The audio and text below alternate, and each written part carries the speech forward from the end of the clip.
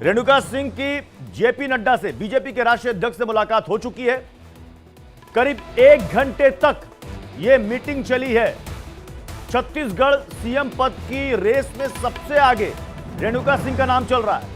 और आपको बता दें कि बीजेपी ने कहा है कि सभी जीते हुए सांसदों को, जो सांसद थे अब विधायक बन चुके हैं, उनको सांसदी छोड़नी पड़ेगी, लेकिन अभी तक रेणुका सिंह की तरफ से इस्तीफा नहीं दिया गया है। क्या पता इस मुलाकात के बाद इस्तीफा हो जाए, और अगर इस्तीफा हो जाए तो जो कहा जा रहा है कि रेस में सबसे पहला नाम इन्हीं का आ रहा है, हो सकता है कि सीएम की कमान इनको दी जा सकती है। हमारे साथ पीयूष, हमारे सहयोगी, इस खबर पर जुड़ रहे हैं। पीयूष, क्या जानकारी है, क्या अंदर की खबर आ रही है, क्या माना जाए, रेणुका सिंह ही होंगी या फिर कोई दूसरा नाम जो हम और आप अभी तक सोच भी नहीं पा रहे हैं?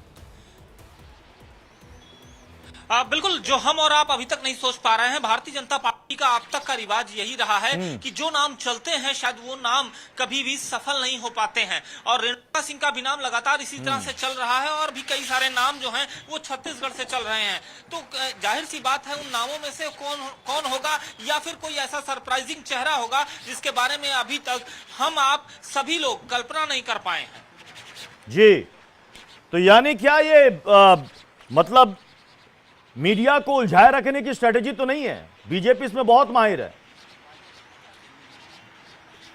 देखिए, वाकई में अभी तक का जितना भी अगर आप देखिए, अगर मैं उत्तराखंड की मैं बात करूं, मैं उत्तर प्रदेश की बात करूं, 2017 की मैं बात करूं, जिस वक्त एक केंद्र सरकार में मंत्री थे, वो काशी विश्वनाथ के दर पे भी पहुंच गए, पूजन भी कर रहे थे, लेकिन मुख्यमंत्री तो बन गए योगी आदित्यनाथ। तो ऐसे तमाम ऐसी चीजें रही हैं।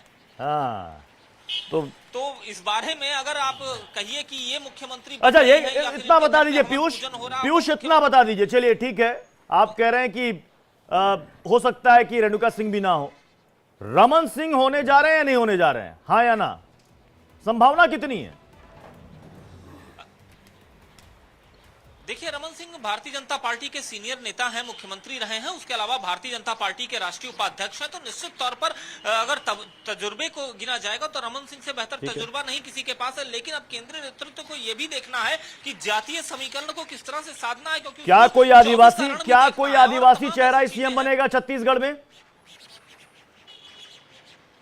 देखिए, छत्तीसगढ़ को अगर देखा जाए और झारखंड को देखा जाए तो दो ऐसे प्रदेश हैं जो आदिवासी बाहुल्यता के साथ ही जोड़े गए थे, और इसीलिए इन प्रदेशों का अलग गठन हुआ था, क्योंकि ये प्रदेश अपने जिस कार्यशैली के अनुसार इनका विकास होना चाहिए था, नहीं हो पाया था।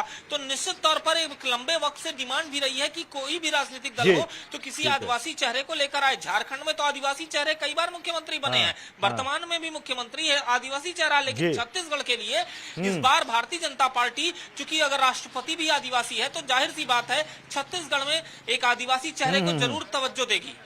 चलिए, बने रहिए आप हमारे साथ। पीयूष, मैं आपके पास दोबारा लौटूंगा, कई सारी खबरें आ रही हैं, अपडेट्स भी हो रहे हैं हमारे साथ। खास मैं